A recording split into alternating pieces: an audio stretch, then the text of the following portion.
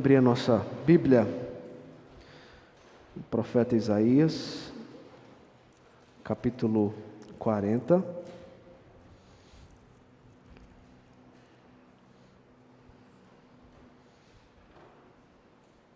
Isaías capítulo 40. Nós vamos começar uma nova série de exposição aqui nesse livro, dentro aí da divisão que vai do 40 ao 55. Se Deus nos abençoar, nos momentos que estivermos com a igreja, nós vamos trazer a exposição do Senhor. Eu quero dizer que a partir de agora nós vamos começar também a interagir com as nossas crianças. Acho que o som está dando microfonia aqui.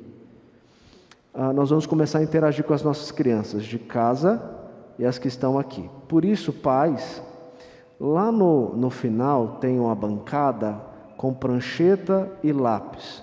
Então você que está com a sua criança, pode, depois da leitura, ir lá, pegar a prancheta, entregar para elas, porque o pastor vai pedir para que elas façam um desenho. E esse desenho vai ser muito importante, porque esse desenho vai ter tudo a ver com aquilo que nós vamos pregar. E depois, no final da exposição, eu vou conversar com elas novamente, para explicar por que elas desenharam. Então você que está em casa, corre, coloca o seu filho do lado, pega um papel, pega um lápis, pega aí um lápis de cor, se ela quiser também pintar, porque nós vamos interagir. Vocês precisam participar conosco também desse momento, já que nós não temos a escola dominical, não temos o culto infantil, por conta da pandemia, então nós vamos ficar ao lado dos pais para aprendermos juntos a palavra do Senhor. Isso é um princípio da igreja. Nós precisamos, pais, ensinar os filhos a importância de estar conosco aqui e ouvir a mensagem. E o pastor tem o desafio de também trazer a linguagem adequada a essas crianças, ao coração delas. E nós vamos tentar fazer isso, tá bom? Então, Isaías capítulo 40. Isaías capítulo 40. Nós vamos ler a primeira parte que vai do versículo 1 até o versículo 11, que diz assim: Consolai, consolai o meu povo, diz o vosso Deus.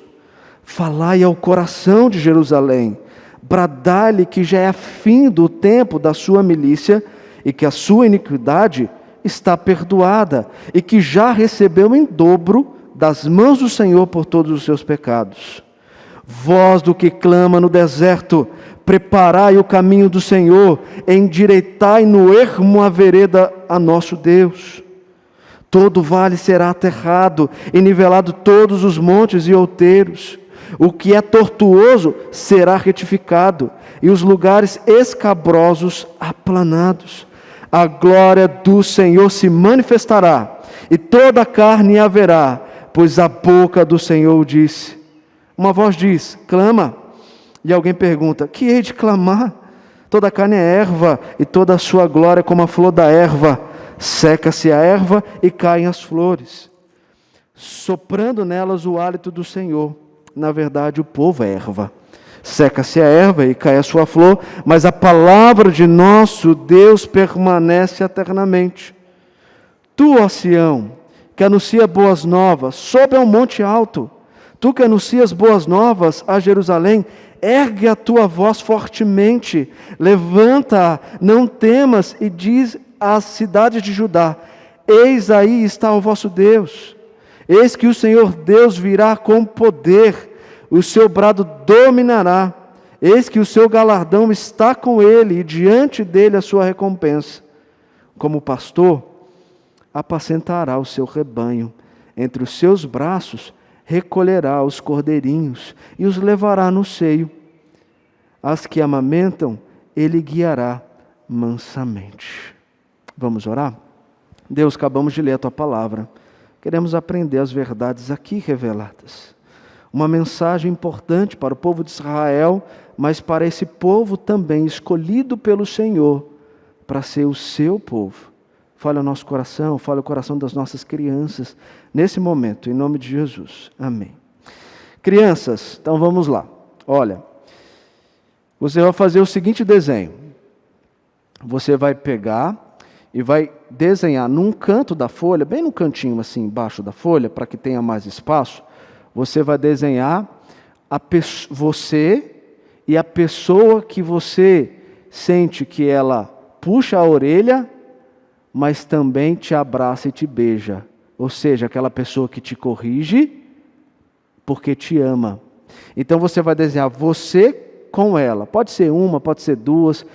As pessoas que você achar que devem estar ali. Papai, mamãe, vovô, vovó, titia. Quem você achar. Você pode desenhar no cantinho, tá? E aí depois, um pouquinho mais em cima, o pai vai ajudar. Um pouquinho mais em cima, você vai escrever um nome. Você vai escrever o nome Jesus.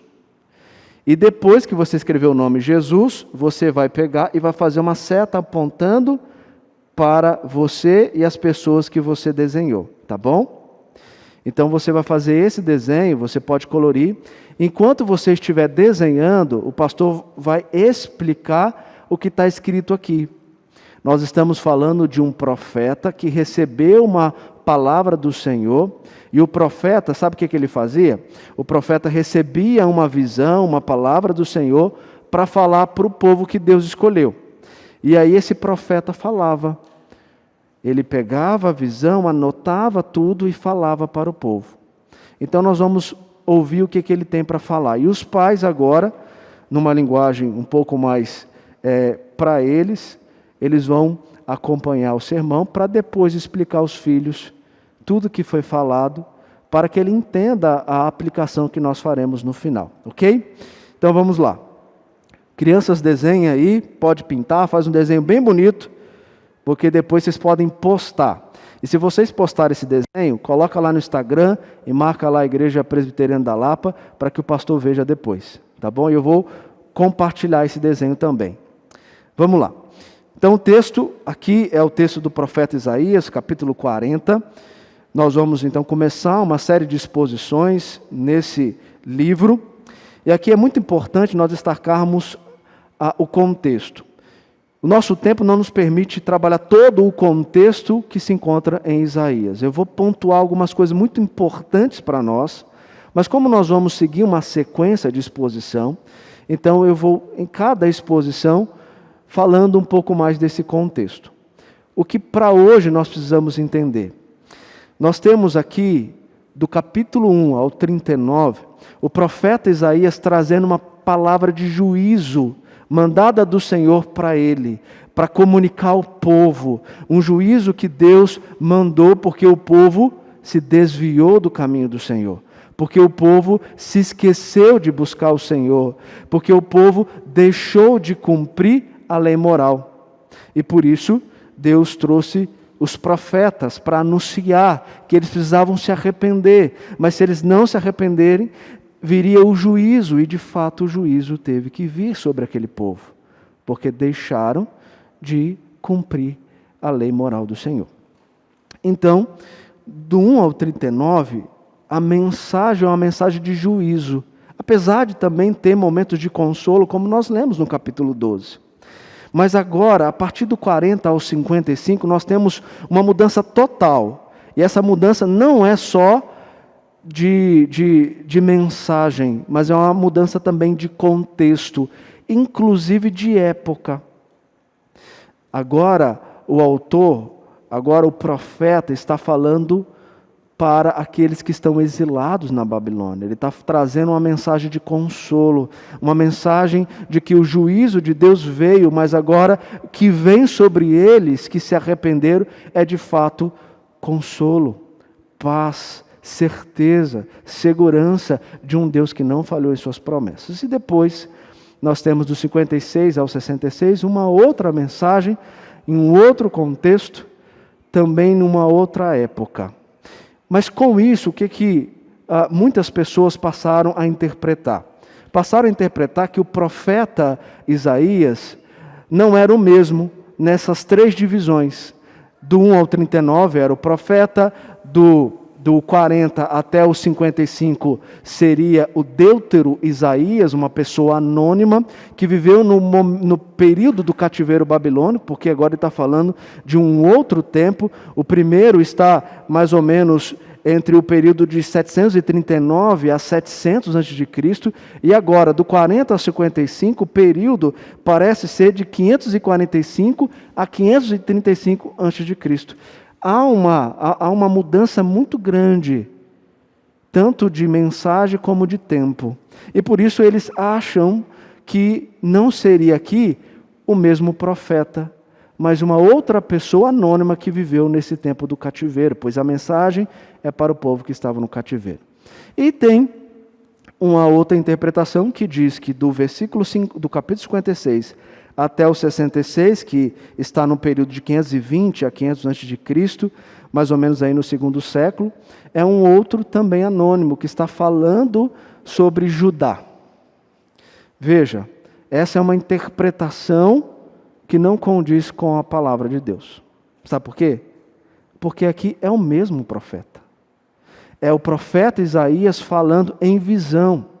E essa visão veio, apesar de contextos e datas diferentes, essa visão veio para um só profeta. E como é uma visão, Deus trouxe para ele o que aconteceria lá na frente, para que o povo entendesse a importância do juízo, a importância do arrependimento e o Deus da promessa que consola, quando de fato ele cumpre esse período que ele estabelece como juízo, que foi esse período de 70 anos do cativeiro. Então nós entendemos que a interpretação correta aqui não é de 3 Isaías, mas é um só Isaías, e esse Isaías recebeu. E a chave então para entendermos esse livro é visão. A visão que ele recebeu para falar. O profeta fazia isso. O profeta recebia em sonhos ou em visões a palavra de Deus, escrevia em súmula, Daniel 7:2 diz isso para nós, e ele passava isso para o povo. E nós podemos ter clareza disso porque nós temos evidências internas e evidências externas. Nós temos evidências do Novo Testamento citando esse período do cativeiro e apontando para Isaías. E não para um Isaías anônimo. Nós temos evidência de que momentos assim, de receber uma visão de algo que vai acontecer anos depois, também se faz presente em outros personagens. Como, por exemplo, se você for em Gênesis 15, você vai encontrar Deus animando Abrão a respeito da promessa que ele fez, da grande descendência, da descendência numerosa, e dizendo para Abraão, olha, entenda, não é o Damasceno Eliezer que será o seu substituto, como você está achando, mas de fato é esse filho que eu estou te prometendo.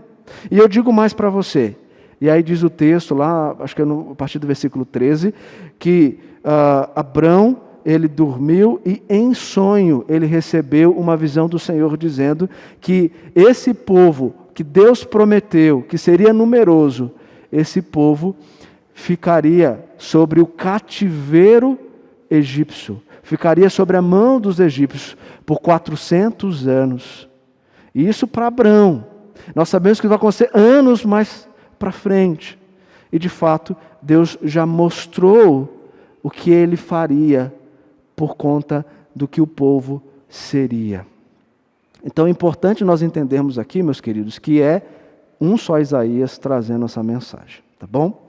Então nós vamos conversar mais sobre isso em outros momentos que iremos expor as demais perícopes, passagens desse livro de Isaías.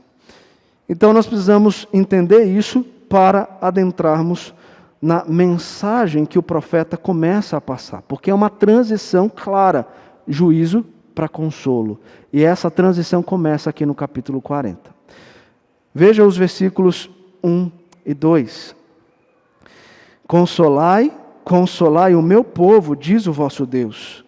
Falai ao coração de Jerusalém, bradai-lhe que já é fim do tempo da sua milícia, que a sua iniquidade está perdoada e que já recebeu em dobro das mãos do Senhor por todos os seus pecados. Consolai quem? O meu povo. Que povo é esse? É o povo pactual. É o povo da aliança, é o povo que Deus estabeleceu um pacto com eles desde Abraão. E Deus vai dizer que esse é o povo dele. E esse é o povo dele que estava sob juízo, mas que agora iria receber esse consolo. O meu povo será consolado. O meu povo receberá o meu consolo, a minha provisão, a minha libertação desse tempo de juízo. Mas esse tempo de juízo foi importante e necessário para que houvesse arrependimento. Por isso agora o profeta tem uma mensagem para consolar. E essa mensagem, diz o versículo 2, era para ser falado no coração. E por que no coração? Por que no coração de Jerusalém? Porque o coração, nós sabemos que, de fato, é para nós o centro dos nossos pensamentos, das nossas afeições, das nossas ações. A Escritura coloca o coração como o centro da alma humana. O homem é visto como um todo pela Escritura, tendo esse coração como o centro. E é nesse coração que a palavra de consolo precisa chegar. E essa palavra precisa chegar porque aquele povo estava no cativeiro. Aquele povo estava sob o juízo de Deus. Aquele povo entendeu por que eles estavam passando por aquilo. Mas veja, 70 anos sem ver de fato Jerusalém, sem estar diante do templo adorando o Senhor. Aquele tempo todo o coração estava de muitos dilacerado, um coração entristecido, um coração depressivo, um coração sem certezas. Um coração que precisava de consolo. Por isso a palavra nessa transição de juízo para a esperança é: consolai, consolai, consolai o meu povo. E fala ao coração de Jerusalém. E ele diz, não só fala, mas bradai-lhe. E olha que interessante, bradai-lhe, você pode perceber que tem 3 Qs aí, no hebraico é aqui, e que vai mostrar o porquê que deve ser bradado essa palavra de consolo, o que tinha acontecido e por que agora eles precisavam dessa mensagem, que já é fim do tempo da sua milícia, que a sua iniquidade está perdoada e que já recebeu em dobro das mãos do Senhor por todos os seus pecados. Ou seja, vocês já passaram pelo juízo. O tempo estabelecido por Deus para esse juízo já é findo. Agora é um momento de restauração. Por isso a mensagem aqui é esperança no tempo da restauração. Porque Deus, Ele restaura o seu povo. Aquele a quem Ele comprou, aquele a quem Ele escolheu, aquele a quem Ele destinou para ser o povo restaurado, o povo da salvação, o povo propriedade exclusiva do nosso Deus. E essas palavras são pronunciadas para que esse povo entendesse que agora é hora do consolo, não mais do juízo. É hora de consolar esses corações. Então bradai-lhe, anuncia, fala, para que eles entendam a importância de se alegrarem, ter esperança nesse tempo de restauração. Agora nós temos a segunda parte, que vai dos versículos 3 a 5, que diz que o Senhor vai se manifestar. E agora Isaías vai trazer algo mais profundo ainda. Por que o consolo? Por que falar ao coração? Porque algo maravilhoso vai acontecer. O Senhor se manifestará. Por isso, ele vai começar no versículo 3 dizendo: voz do que clama no deserto, preparai o caminho do Senhor, endireitai no ermo vereda a nosso Deus. Não sei se vocês conhecem o deserto.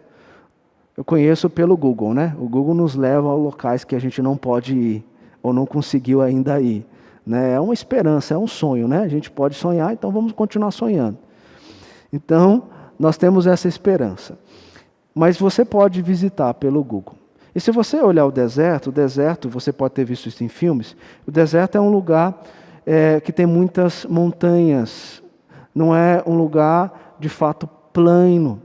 É um lugar difícil de andar por causa do terreno arenoso, pedregulhos. É um lugar perigoso. Para aquele tempo era também um lugar muito perigoso. As pessoas não gostavam muito de passar pelo deserto. Mas a mensagem é: vós que vai clamar lá do deserto, vocês precisam preparar o caminho. Como? E aí o versículo 4 ele vai dizer: todo vale será aterrado, e nivelados todos os montes e os outeiros, o que é tortuoso será retificado, e os lugares escabrosos aplanados. Ou seja, precisa preparar o campo, precisa preparar o caminho, por mais que seja difícil, por mais que tenha montanha, tudo precisa ser preparado, pontes precisam ser colocadas, lugares precisam ser melhor estruturados para a grande chegada do nosso Senhor. E ele vai falar isso no versículo 5, a glória do Senhor se manifestará. Mas para que a glória do Senhor venha se manifestar, precisa preparar o caminho. O Senhor vai chegar. Vocês precisam ter o consolo porque o Senhor virá. E esse Senhor vem para restaurar. E esse Senhor vem para restaurar. E nós sabemos que esse versículo 3 está apontando também para esse momento de restauração por conta do cativeiro babilônico, mas está apontando, acima de tudo, para Jesus Cristo, para o Messias. E se você abrir a sua Bíblia, lá em Marcos capítulo 1, os versículos 2 a 4, você vai ler o seguinte: princípio do Evangelho de Jesus Cristo, Filho de Deus, conforme está escrito na profecia de Isaías: eis aí envio diante da tua face o meu mensageiro, o qual preparará o teu caminho. Vós do que clama no deserto, preparai o caminho do Senhor, endireitai as suas veredas. Aí lá diz o texto: apareceu João Batista no deserto, pregando o batismo de arrependimento para a remissão de pecados. Preparar, endireitar, significa, sabe o quê? Arrependimento.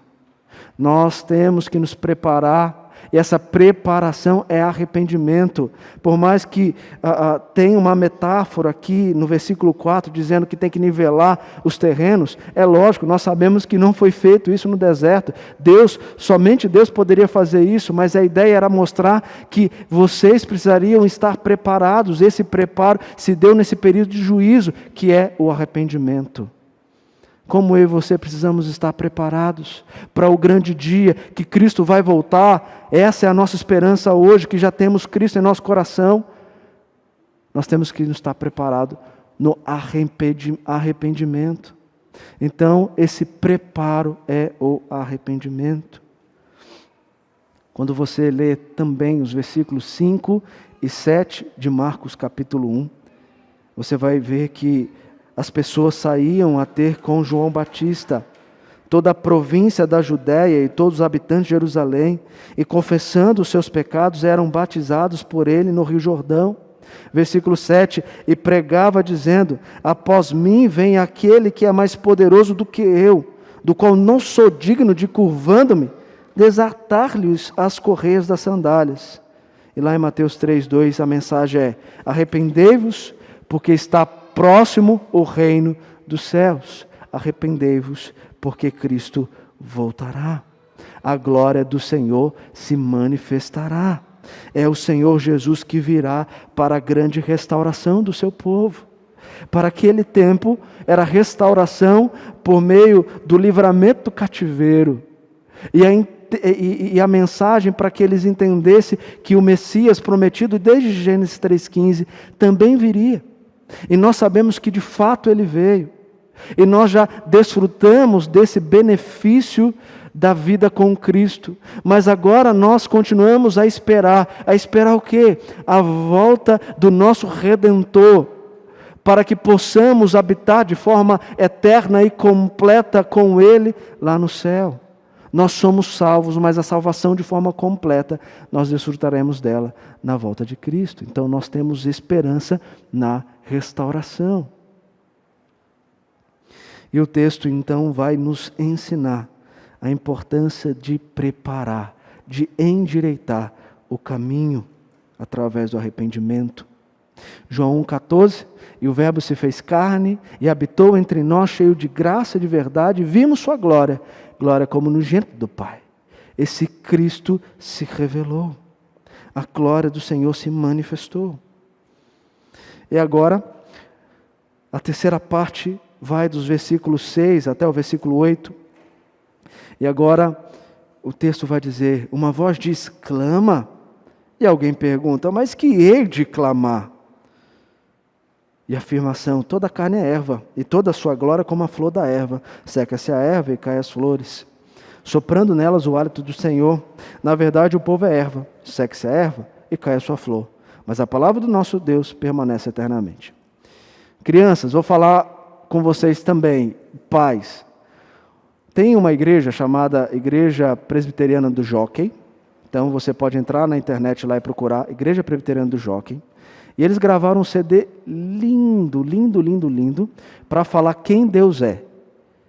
E eles trabalham teologia para criança. Então você pode entrar lá, vai ter, na hora do site vai ter em cima quem Deus é, você clica, já tem um CD todo lá para você baixar. De graça. Ou no YouTube você procura, ou nas plataformas de áudio você vai achar. Passa para suas crianças. Eu passo para a Helena, e tem uma música muito interessante. Eu vou cantar. Gente, eu não canto, mas eu vou cantar aqui de um jeito, né, que eu posso. Não vou fazer que nem os raps lá de sexta-feira, não, no programa do reverendo Sérgio. Mas eu vou tentar aqui. Tem uma música que é a música do Camaleão.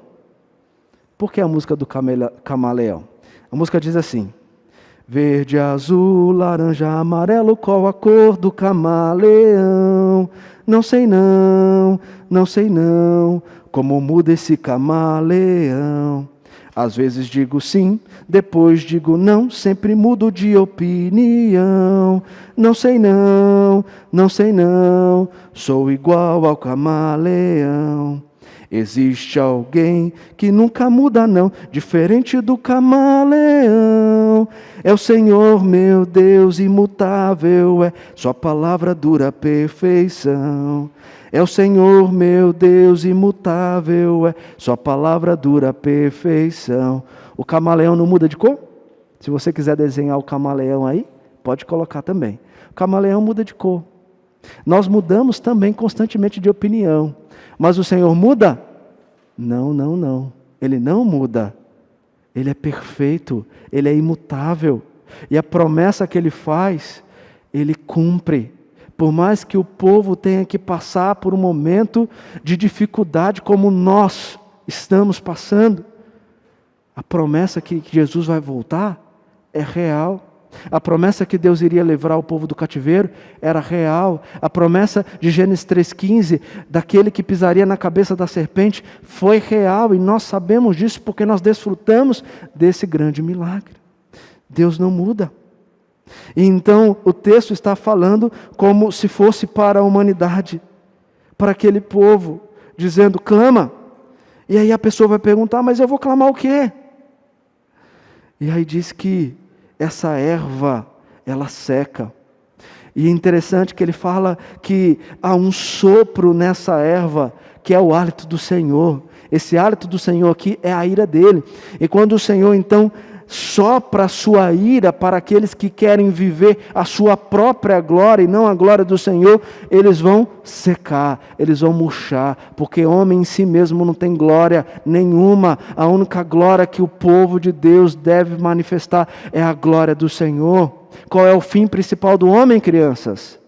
O fim principal do homem é glorificar a Deus e alegrar-se nele para sempre. Ensina o catecismo para suas crianças. A nossa UCP tem os encontros uma vez por mês e eles estão estudando o catecismo. E tem essas perguntinhas importantes para o entendimento daquilo que é a obra do Senhor. Então, nós precisamos entender que o Senhor não muda a sua promessa. Tudo pode mudar, mas o texto vai dizer, no final do versículo 8, mas o nosso Deus permanece eternamente. Agora, a quarta parte vai dos versos de 9 a 11 e vai falar para nós sobre boas novas. Tu, ó Sião, que anuncia boas novas, sobe ao monte alto. Tu que anuncias boas novas a Jerusalém, ergue a tua voz fortemente, levanta, não temas, e diz à cidade de Judá, eis aí está o vosso Deus. Eis que o Senhor Deus virá com poder, e o seu braço dominará. Eis que o seu galardão está com ele, e diante dele a sua recompensa. Como pastor apacentará o seu rebanho, entre os seus braços recolherá os cordeirinhos, e os levará no seio. As que amamentam ele guiará mansamente. Boas novas, diz essas boas novas a Jerusalém e a Judá: eis aí está o vosso Deus. O profeta chama Jerusalém a tornar-se parte dessa grande obra que Deus havia estabelecido nesse pacto. Anuncia então a Jerusalém, depois anuncia em Judá essa maravilha. Lembra de Atos 1:8? Atos 1:8 diz lá que aquele povo recebeu poder ao descer o Espírito Santo para testemunhar onde? Jerusalém, Judeia, Samaria, até os confins do mundo. Nós somos os confins do mundo, nós recebemos essa palavra. E então, a palavra era para ser anunciada, ela continua sendo anunciada, ela chegou ao nosso coração, ela chegou e transformou a nossa vida. E tem que falar o quê? Falar do Consolador, daquele que vem restaurar, daquele que vai mudar a nossa sorte, daquele que de fato nos levará em caminhos aplanados, aquele que nos levará para pastos verdejantes e nos guiará pelas veredas da justiça, por amor do seu nome. É essa a mensagem que eles precisavam anunciar em Jerusalém e em Judá. Veja, ele vai falar aqui dessas boas novas. Veja no versículo 9, no final, você tem aí, eis aí, 10 no início, eis que, depois vai falar, depois do verbo dominará, eis que, ou seja, eis que vai acontecer, eis que isso será realizado, eis que você verá a glória se manifestando.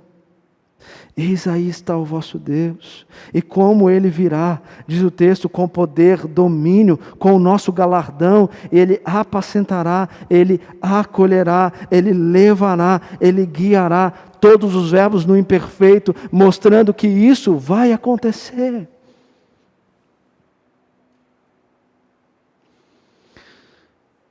E esse galardão, essa boa nova, esse domínio, só quem pode ter é o Senhor, e Ele trará isso. Então anuncia que Deus vem, porque Ele vem com o seu braço poderoso, com a sua espada, e aplacará todo o mal. E esse domínio trará restauração, esse domínio trará esperança, esse domínio trará de fato renovação, para aqueles a quem o Senhor chama de seu povo. E diz o texto que também Ele trará galardão. E esse galardão aqui é de fato Deus trazendo no seu despojo da vitória dele sobre o mal, trazendo isso para compartilhar com o seu povo. E nós já compartilhamos desse galardão, porque Ele derramou o seu precioso sangue na cruz, Ele venceu a morte e Ele trouxe esse galardão, que foi a salvação em Cristo Jesus, para mim e para você. Ele já compartilhou desse galardão para nós. Então, se no capítulo de 1 a 39 era juízo, agora nós temos a mensagem de consolo, apontando para o tempo da esperança, o tempo da restauração. E o versículo 11, então, ele diz que esse Senhor, Ele vai apacentar, Ele vai dar alimento necessário no cuidado com as ovelhas, com o seu povo. Os seus braços recolherão, ou seja, Ele ajuntará e carregará a Israel, assim como nós somos e fomos carregados em Cristo. E aquele povo que estava espalhado vai ser reunido por meio da cruz, da salvação em Cristo. E esse pastor guiará mansamente as ovelhas pelo caminho da promessa eterna. Essa é a mensagem de Isaías para mim e para você. Essa é a palavra de Deus para aquele povo que estava debaixo do juízo, mas que agora iria desfrutar do benefício, do consolo nesse tempo de restauração. Vamos aplicar isso? Nós temos que entender algumas coisas, mas antes eu quero voltar a falar com as crianças. Disse que voltaria no final e agora no momento da aplicação. Crianças, sobre o desenho que vocês fizeram. Colocaram aqui as pessoas, você juntamente com as pessoas, o nome Jesus e a setinha. Por que o nome Jesus em cima e a setinha? Porque esse Jesus, ele, assim como essa pessoa que você colocou, que ela te ama, que ela te corrige, mas que ela sempre está com você, esse Jesus, mais do que essas, ele faz isso também. Jesus, às vezes, ele nos repreende porque nós fazemos coisas erradas. Ele nos corrige, mas ele nos abraça quando a gente diz: perdão, Deus, perdão, Senhor, perdão pelo que eu fiz. Aí ele vem e nos abraça. Jesus faz isso com a gente. E sabe por que ele faz isso com a gente? Porque ele nos ama. E ele nos ama de tal maneira que ele vem para cuidar daqueles que ele chama de filhos. Você sabia que Jesus nos chama também de filhos? Deus nos chama de filhos. E isso foi, sabe por quê? Você deve ter ouvido essa história já. Porque o seu filho, Jesus Cristo, morreu na cruz, sabe, para derramar aquele sangue. Mas esse sangue foi importante para poder perdoar os nossos pecados. E nós estávamos distante desse Deus, e Jesus veio e nos trouxe para próximo dele. E agora nós podemos orar e falar com Ele de tudo que nós fazemos de errado contra o papai, contra a mamãe, vovô, titio, professor, professora, e dizer: me perdoa. Sabe por quê? Porque Ele é o único que pode nos perdoar de forma que Ele não vai mudar. Esse é o nosso Jesus. E por isso que o nome dele está lá em cima. Porque ele está lá em cima, mas ele também está aqui. Ele cuida da gente. Ele cuida do nosso coração. Por isso é importante nós lermos a Bíblia. Papai e mamãe lê a Bíblia com a gente, para que a gente entenda quem Ele é. Porque quanto mais nós conhecemos um amiguinho, mais nós gostamos deles, não é verdade? Assim também, quanto mais nós conhecemos a Jesus, as histórias de Jesus, mais nós queremos estar próximo dele. Porque Ele cuida da gente. Então, crianças, pede o pai, pede a mãe, para ensinar mais da história de Jesus Cristo. Porque Ele é conhecido como nosso Salvador. E por que nosso Salvador? Porque Ele veio para nos tirar de algo ruim e para nos levar para algo bom, maravilhoso, que é morar com Ele um dia lá no céu. Um lugar lindo. E Ele fará isso com a gente. Tá bom? Para nós recebemos consolo por conta da regeneração. Isso é muito importante. Há consolo porque há regeneração. Se não houvesse regeneração, não haveria consolo. Por quê? Porque a Escritura diz que nós estamos em pecado. Nós nascemos em pecado concebeu a nossa mãe. Assim ora Davi. E a Escritura diz que nós somos pecadores e que nós carecemos de uma glória. E essa glória foi a manifestação do Senhor Jesus. E por isso nós temos a restauração. E essa restauração trouxe consolo. Então, nesse tempo difícil que nós estamos vivendo, tenha esperança. Eu sei que dói. Eu sei que é complicado. Eu sei que quando você que está desempregado olha para a sua casa e vê que você não tem o dinheiro para trazer o sustento, confia, porque o Senhor é o nosso sustento. Ele não desampara o seu povo. E a mensagem dele é: esse tempo é necessário para que haja arrependimento. A mensagem de juízo traz para nós a palavra de arrependimento, para que nós estejamos preparados para a volta dele, para esse grande dia que ele vai buscar a sua igreja. Essa igreja foi comprada pelo sangue dele. Vocês acham que ele vai desamparar? De forma alguma. Por isso que o Espírito Santo habita em nós. E nós só podemos nos arrepender porque o Espírito Santo vai no nosso coração e mostra para nós que nós somos pecadores, que carecemos de um Deus através do seu Filho, que está pronto a nos perdoar. A regeneração traz consolo, porque as pessoas estão desesperadas sem Deus, porque não houve regeneração na vida delas. Por isso, então, nós temos que pregar a mensagem do Senhor. As boas novas têm que ser anunciadas por nós. Nós temos que falar desse Jesus, o único que pode salvar uma humanidade. O único que pode salvar os eleitos do Senhor. Por isso que o texto diz, meu povo. E nós sabemos que é meu povo, porque dentro da obra redentora existe uma eleição que nós chamamos de uma eleição incondicional. E essa eleição incondicional, essa é Deus escolhendo, antes de criar todas as coisas, escolhendo um povo para Ele. Efésios capítulo 1 vai dizer isso para nós, antes da fundação do mundo, Ele nos escolheu para Ele em amor, para Ele Cristo. E nós fomos escolhidos então para desfrutarmos dos benefícios que Ele reservou nas mansões celestiais e que foram aplicados em nosso coração através da obra redentora de Jesus Cristo e da ação do Espírito Santo que passou a habitar em nós. E nós temos então essa regeneração, a salvação em Cristo Jesus. Por isso nós podemos ser raça eleita, sacerdócio real, nação santa, povo de propriedade exclusiva de Deus.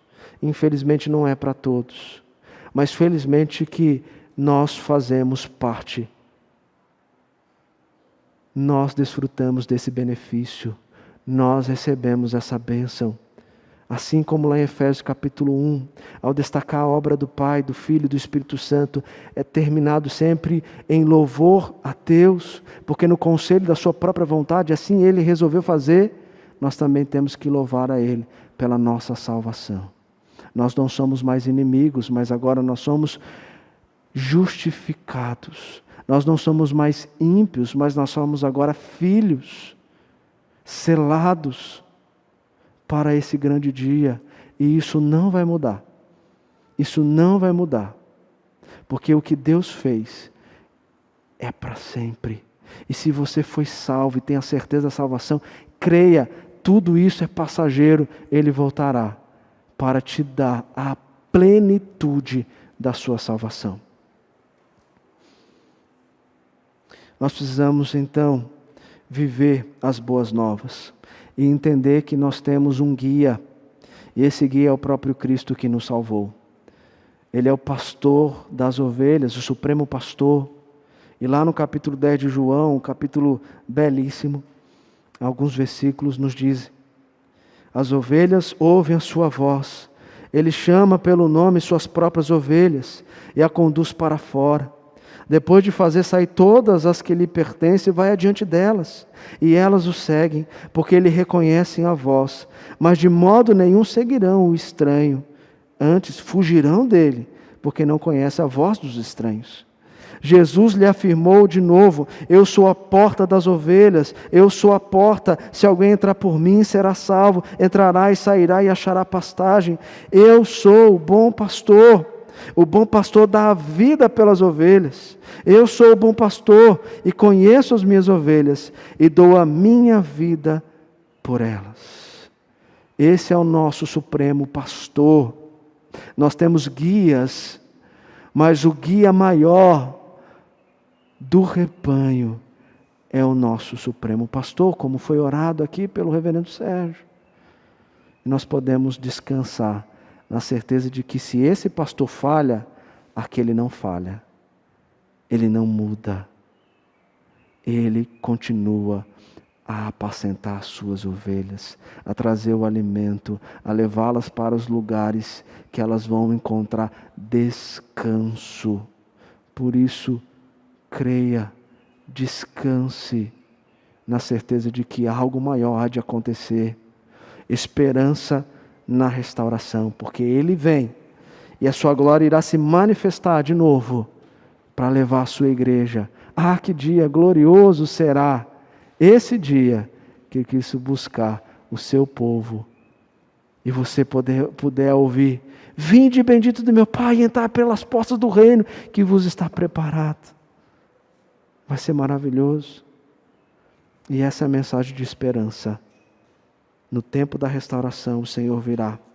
Então, quando você seguir a voz desse pastor, haverá esperança no lugar do desespero, consolo em lugar da dor, alegria no lugar da tristeza, contentamento no lugar de sofrimento. Vamos seguir a voz do nosso pastor, do nosso supremo pastor? Ele está aqui se revelando para mim e para você. Que Deus os abençoe.